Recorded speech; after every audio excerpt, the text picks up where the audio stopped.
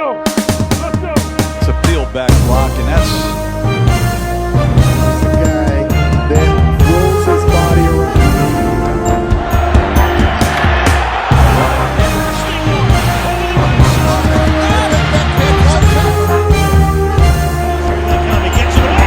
Mike Drop Sports. What are the remaining needs here for the Pittsburgh Steelers as you have this 5-6 week dead period here in the NFL where we wait for teams to report to training camp? Welcome back to Mike Drop Sports, everybody, here on a Monday. Let's dive in. Let's talk about the remaining needs for the Pittsburgh Steelers. What position groups still need maybe some help, and will the Steelers even do that? That's the big question here for Steeler fans, and rightfully so. You want to make sure that you have depth. That's how you win in this league, especially late in the year. Your depth got to be solid. You got to have solid players that are able to back up your starters. You got to have that depth. We talk about it all the time here on the channel, guys. Depth is so very important in the NFL, and it's one of the hardest things to get if you're an NFL franchise. Adding depth and keeping that depth solid from top to bottom is the biggest, the hardest, the most ridiculous thing that general managers have to deal with in terms of difficulty inside of their duties as a general manager. So, yeah, keeping that depth is very tough, and the Pittsburgh Steelers find themselves in a situation to where I think in some positions they stack up really well, other positions they don't. But overall, I think Omar Khan's done a fine job. You look along that defensive front, I mean, my Lord, he has just simply added a ton of players there, players that are being overlooked by a ton of people in the fan base, in the national media, and the media in general, that are standout players, that are quality players. That could really contribute late in the year, but we won't dive into all of that because they're not on my list today. But we are going to talk about some of the needs, some of the wish lists that I have built up here for the Pittsburgh Steelers. Some of them may be obvious to you, all of them may be obvious to you, but we're going to talk about them and whether or not the Pittsburgh Steelers should go and dive into maybe making a trade, picking somebody up off of free agency, et cetera, whatever Omar Khan has to do, whether it's worth it or not for him to continue to pursue some of these things. So what are the biggest needs here in 2025 that remain for your Pittsburgh Steelers? So let's start at the inside linebacker spot. You look at that group and you say to yourself, there's some quality players, man. The Patrick Queens, the Payton Wilsons. You know, you had the subtraction of Landon Roberts, a real run thumper for the Steelers that I think will definitely be tremendously missed. A guy that I really enjoyed watching play football with his aggressive nature, the way he tackled, everything that Landon did really made me like him more and more each game. So I really loved Landon Roberts. I understand his pass coverage ability isn't exactly where you need it to be, but man, as a run thumper, a run stopper, he is a real dog, and he is not afraid to come downhill and smack the taste out of your mouth. So Landon Roberts gone, moves to the Vegas Raiders, I do believe. So let's talk about, first off, Patrick Queen. Patrick Queen, a guy that had tremendous ups and downs after being brought in on a nice free agent deal in 2024. A guy that the Steelers were really, really happy with, that it was probably the biggest free agency move for them during the last offseason. So Patrick Queen, a guy that came in and immediately took over the green dot and again, had a ton of ups and downs, but if you look at Patrick Queen and you say to yourself, is the ability there? Absolutely. Can he cover? Yes. Can he tackle? Yes. Can he do it all? Yes. The answer is yes. But Patrick Queen's inability to be consistent last year, and that's what I talk about with his ups and downs, was his biggest issue. We can blame that on many things, maybe, we all don't truly know, but you could blame it on a ton of things. The main one being, he was a green dot guy, the guy calling the defenses, the guy setting people up inside of a defense that he had never run before on a new franchise in a new city. So, we could take into account all of that and maybe put some blame on that new coaching staff. It was just a big transitional year for Patrick Queen, a big year of change for him. But yet he was still able to do some really nice things. He made some big splash plays. He did add to that Steelers defense. And again, he took over the green dot. out. So, you can't totally trash Patrick Queen's season last year. You can't totally be down on what his possibilities are here in 2025. And when you look at Patrick Queen, consistency has to be something that he improves on. That has to be where he improves. And maybe being a second-year guy inside of a system that was brand new to him last year, maybe being a second-year guy wearing the green dot, all of these things maybe make him now more comfortable. And the biggest thing for Patrick Queen is just play loose, be more comfortable, play more free, allow yourself to just play football and not to think. That's the biggest thing, guys. And I don't think a lot of fans look at that when new players come to a franchise. They're not playing comfortable. They're not playing loose, fast, and free. That's something I always preach, something a lot of you preach too. You have to play loose, fast, and free. And when you have to think about football, you can't play that way. And I think Patrick Queen last year was playing a brand of football to where he had to think all the time. And that's not where he needed to be. That's not where he wanted to be personally, I'm sure. But if you're the Steelers, I think you have high hopes that Patrick Queen is going to maybe push that aside a little bit, and you're going to see a little bit different version of Patrick Queen in 2025. And it's a must for the Steelers. When we talk about remaining needs, this inside linebacker room may concern you a little bit. Again, Patrick Queen's got to be the leader. He's got to step up. That's what he was paid to do. That's what he was brought in to do. So I think Patrick Queen will step up and play a little bit better in 2025, and that's all you need from him. You don't need him to be a tremendous amount better because he wasn't horrible last year. Did he have his moments that were bad? Yeah, but he had a lot of good ones too. So you just need a little bit more consistency, and I think the Steelers will get that from Patrick Queen. When you look at Payton Wilson, the guy that's going to be playing beside him, a guy going into year two, a guy that people had a lot of injury concerns about when he came out of college, but, Hines Ward had kind of a similar injury, didn't play a ton of football with good knees. So Payton Wilson still kind of on that trajectory. A lot of people worried about his health and if he was going to be able to maintain his health throughout an NFL season. Payton Wilson, a guy that has tremendous abilities and tremendous upside. And the biggest question with him is he going to be able to take that second year leap? And is he going to be able to fill in where Landon Roberts left off? And I don't know if the answer is yes there in terms of being a real run thumper, but if you look at his ability to cover the pass, I think that's going to be tremendously significant to the Steelers defense and a big upgrade in terms of what they're able to do there. And I also think the speed of Payton Wilson will help him out when playing the run.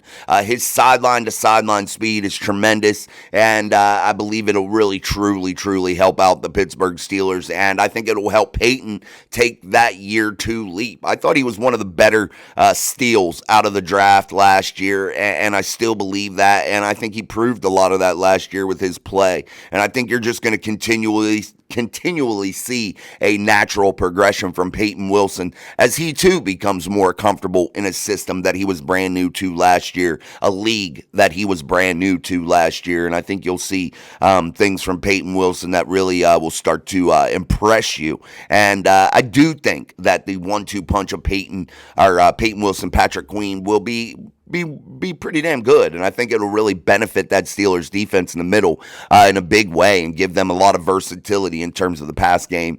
And also, again, playing the run. It's not all about being a heavy hitter in today's NFL. Speed kills, man, and Payton Wilson got that tremendous sideline to sideline speed that I don't think a lot of people value as much as they should. Payton Wilson is a guy that can fly, and I think you'll see that on display in 2025. So I think they'll be good in the starters, but then you look at the depth, and I think we'll briefly touch on the depth, but you look at Cole Holcomb, a guy coming off a tremendous, significant injury that he suffered, and it feels like forever since we've seen Cole Holcomb play football in the National Football League. But That's the biggest gamble, I think, here this year, is putting a lot of faith into a guy like Cole Holcomb that you haven't got to see football played by him in 2 years. So if you're the Steelers, Cole Holcomb is your tremendous gamble, a guy that when he's healthy is tremendous, is amazing, is a great inside linebacker and a starter in this league. But if you look at Holcomb, you got to be concerned, and that, I think, is the biggest wild card, the biggest X factor for the Pittsburgh Steelers in the middle of that defense for the Steelers in 2025. I think Cole Holcomb's health, Cole Holcomb's ability to get back into a rhythm, get back into playing in a consistent way, and you hear me bring up that consistency word all the time, guys. That's the main thing inside of the National Football League, consistency. That's what keeps you employed. That's what keeps you earning money in the National Football League. And guys like Cole Holcomb and Payton Wilson, Patrick Queen, those guys got to prove that consistency this year, or the Steelers will start to weed them out. But again, Cole Holcomb, that's got to be the biggest X factor for your Pittsburgh Steelers moving into 2025 throughout that middle of the defense. So do they need to add somebody? I don't think it's like desperation, but I think they can figure it out throughout Latrobe, throughout the rest of the summer, maybe adding some more depth. We'll see, but those are your three lead dogs in that room, in my eyes here, heading into next season. So we'll just have to wait and see. I don't think it's a pressing issue. I think it's an issue that could be tended to if the right situation presents itself, but it's not something that you're going to go out there and reach for or make any type of desperation move to add depth there. So let's continue to move on. Let's start at the wide receiver, one everybody talks about there. That'll be our second position group that may be a need of the Pittsburgh Steelers heading into the rest of the summer, going towards St. Vincent College in Latrobe, Pennsylvania for Steelers training camp.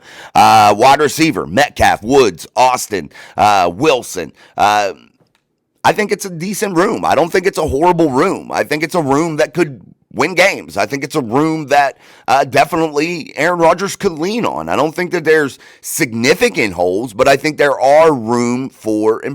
is room for improvement. When you traded away George Pickens, you did create a hole because he is a tremendous talent, but he was a pain in the ass. So the Steelers tried to make an addition by subtraction by moving him.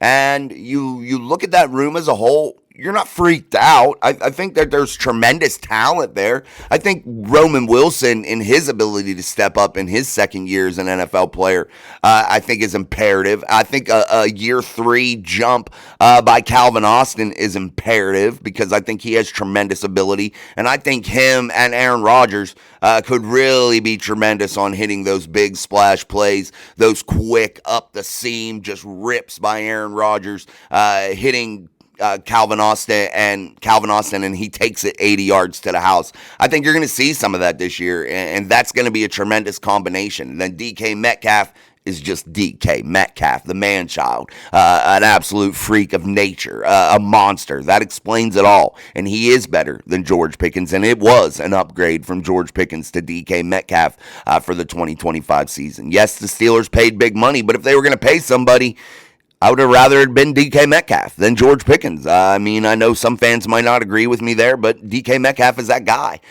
So then you add a guy like Robert Woods, a guy that is a tremendous veteran, a Super Bowl winner, a guy that can get it done. So that adds some stability behind DK Metcalf, a guy that has done it before in this league. But let's not forget, Calvin Austin's made plays in this league too.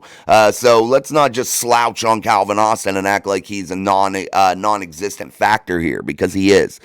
But if you look at this wide receiver room, who wants to play in it? Keenan Allen, a guy on the free agency market, said no, he ain't interested in coming out to the East Coast. Whether that has to do with Aaron Rodgers, the franchise, the weather, who knows? Who cares? He's not a Steeler, and frankly, who cares about his comments? If he doesn't want to come, don't come. But there's other guys. Amari Cooper could be a guy that they pick up, which I think would be a nice addition, which would round out the 5 for me. If I'm the Steelers, Metcalf, Woods, Austin, Wilson, Amari Cooper, I think that would be a really solid 5 inside of the building there for the Steelers. So I don't hate that, but there's some other trades that maybe could be executed here in the next 5 or 6 weeks. Maybe they grab somebody from Green Bay that has a loaded up wide receiver room. Maybe they go elsewhere. But the Steelers definitely could stand to gain making a move there, and I think they could do it for a reasonable rate. I don't think they have to give up any type of tremendous draft capital. I don't think they have to give up any type of tremendous financial obligation to add to that room. I think they can get it done at a relatively moderate price. So we'll see how the Steelers handle it, but I'm going to go with that position as being one in which they probably should add one more to give you a good solid 5. And I know they got Scotty Miller, but I'm talking a good solid big time NFL group of 5 wide receivers. That's what I want to see for Aaron Rodgers here in 2025, because I love the tight end room for him. I think that'll be a tremendous weapon, and adding one more to that wide receiver room, giving him 5 targets, I think would just absolutely be invaluable for 2025 for Aaron Rodgers as we move forward in what could be his swan song, his final season. So he's going to want weapons. So that's the position I probably see the most as a real possibility to happen here moving through these next several weeks. And I look for an addition to be made by the Pittsburgh Steelers before St. Vincent or during St. Vincent College when they are in training camp. Yeah, the wide receiver room could mean a lot, man. Could be a big thing for the Steelers moving into this season. So let's move on to another position group that a lot of fans are screaming for, and that's the cornerback room. Darius Slay, an aging superstar. Only all-pro season was under Terrell Austin, now reunited with Terrell. So we'll see, hopefully, some good things come of that, and they can reignite that fire. But Darius Slay's a top-shelf cornerback in this league. So we'll see how that translates to the Pittsburgh Steelers schematically and how he fits there. Then you have rising star and young talent, a legacy guy in Joey Porter Jr., who has had some really bright moments. And then, people get pissed off about his inability to keep his hands to himself sometimes, getting called for a tremendous amount of penalties. But overall, Joey Porter Jr. is definitely a really, really nice luxury to have for the Steelers playing on that outside cornerback position. So those two guys, those are going to be your starters. Then you move into adding some depth. And Eccles, a guy that can play inside out, so you're comfortable with his versatility, a guy that they gained this offseason. Then you look at a guy like Corey Trice that just can't stay healthy. That's the biggest issue for Corey Trice, but the Steelers still have tremendous faith in him. So that could be something that, is bad, or it could be good for the Steelers. We don't know.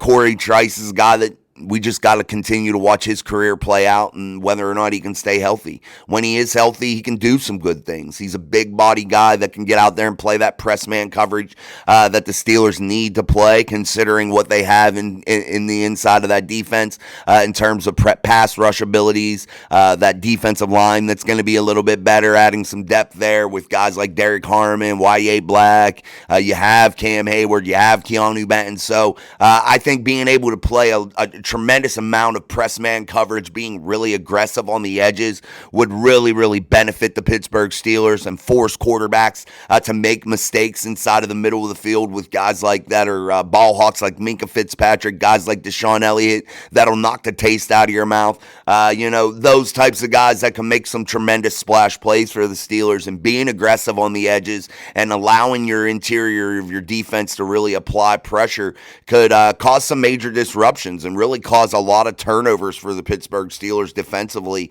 moving into 2025, and really be one of the big bright spots for this ball club in this season. So we'll see what happens, but the corners, Eccles, Trice, Slay, Porter, are you comfortable with that? Maybe you need to add somebody, but again, guys, I can't see the Steelers going out there and making any type of tremendous trade. I can't go out there and see them go out there and get a guy like Jalen Ramsey or anybody like that. And you talk about a guy like Jair Alexander, he's just got to remain healthy. You saw Gabe Davis come into this building and he wasn't able to pass a physical, or he wouldn't have left without a contract. I think the same thing applies to Jair Alexander, a guy that the Steelers would love to have is a top 5 corner when healthy, but can't stay healthy, and that is a major issue. And I don't know if it'd be worth it. I don't know if the Steelers will be able to financially make it make sense for a guy that they don't have tremendous hope in to stay healthy, completing all 17 games or even remotely close. A guy that's played in, 14 games over the last 2 seasons or something crazy like that. That's a position maybe they can add. I think it would be good for them to add. Depth is always great to have at the cornerback position. You look at the slot cornerback position. We talked about Eccles. He can play inside and out. That's what I mean by that. He can fill in the slot. But you look at Beanie Bishop entering year 2, a guy that had a bunch of interceptions, a guy that was benefiting from playing with some stars around that defense. So, does he take a leap? That's a big question, and I don't know the answer to that, and I don't think anybody does. To see how he plays in 2025 is going to be really, really interesting, and that's one of the gambles. That's one of the X factors for the Steelers. How does Beanie Bishop take a leap, or does he even take a leap? Because that's going to matter tremendously. Can Corey Trice stay healthy?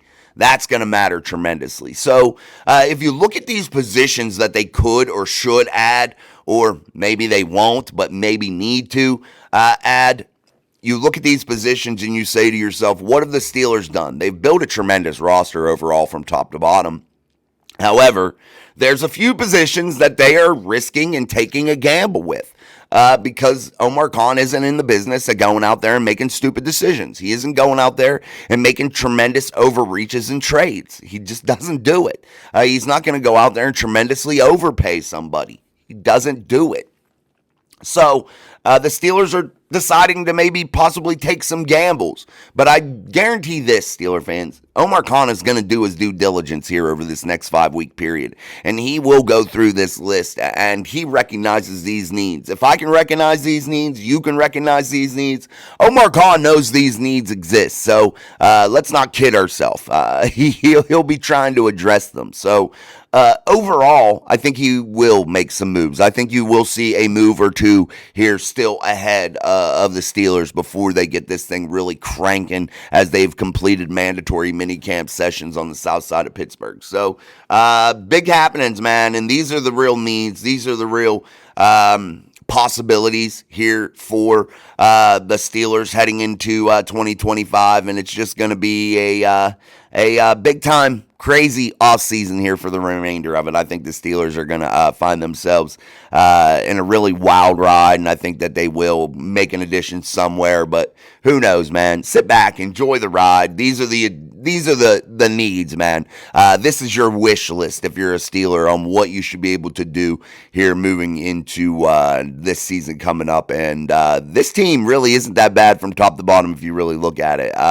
Yeah, there's some holes, there's some questions, but that's with any team. There isn't many teams that you could sit there and say don't have holes. I could pick apart any team and figure out some holes that they have. So let's see how this all goes. Let's see who they pick up or maybe don't pick up, and continue to watch this team build toward the 2025 season. So don't forget our live show tonight at 6 p.m. Eastern Standard Time for Steel City Live, only here on Mic Drop Sports. I'm your host, Jason, as always. So until then, my friends, peace.